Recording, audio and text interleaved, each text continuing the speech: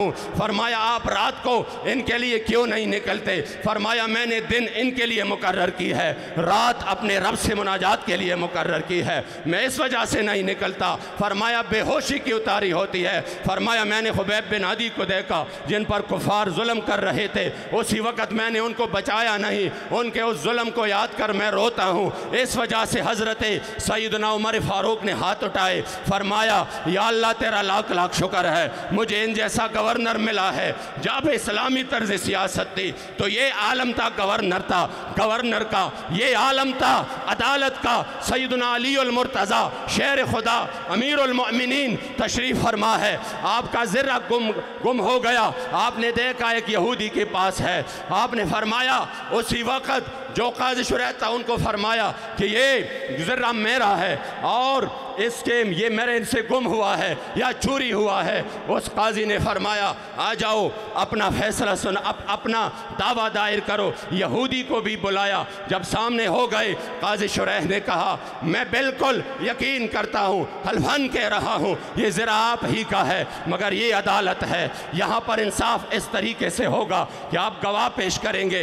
हज़रत अली उल मुर्तज़ा ने अपने ग़ुलाम को बुलाया, जब उन्होंने गवाही दी फरमाया ग़ुलाम के गवाही मालिक के हक में कबूल नहीं। आपने हसनैन करीमैन को बुलाया, फरमाया बच्चों की गवाही अपने बाप के हक में कबूल नहीं, इसलिए ये ज़र्रा उन्हीं का है, मैं फैसला यही कर सकता हूँ। ये है इस्लामी तर्ज सियासत, जहाँ पर अदालतें भी आज़ाद हो, जहाँ पर इंसाफ का भी बोलबाला हो, जहाँ पर वक्त का अमीरुल मोमिनीन भी उसके दरबार में खड़े हो जाए और फिर कहे कि हाँ आपने फैसला सही किया है। यहूदी ने जब इस निज़ाम को देखा तो आपने वो ज़र्रा लाकर मेरे शेर खुदा के कदमों में डालकर कहा मैं कलमा कहता हूँ ला इलाहा इल्लल्लाह मुहम्मदुर रसूलुल्लाह, कि जिस निज़ाम में इतना इंसाफ मिल रहा है मुझे यकीन है कि उस निज़ाम में दुनिया की भी खैर ख्वाही और आखिरत की भी है।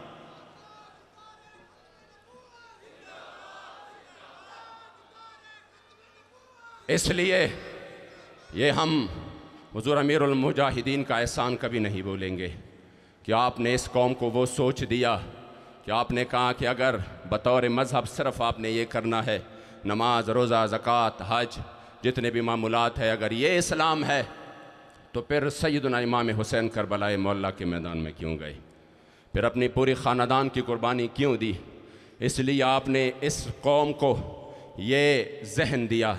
आज हम इंशाअल्लाह उनके लख्ती जिगर हमारे कायद मोहतरम उनके नूरी नज़र के सामने ये आखिरी अहद करते हैं कि इंशाअल्लाह, और ये अहद वफ़ा की तजदीद करते हैं कि इंशाअल्लाह हुज़ूर अमीरुल मुजाहिदीन ने जो मिशन हमें छोड़ा इंशाअल्लाह आपकी क़ियादत में और आपके हाथ पर इंशाअल्लाह ताला उसकी तकमील के लिए हम वक्त हाजिर है।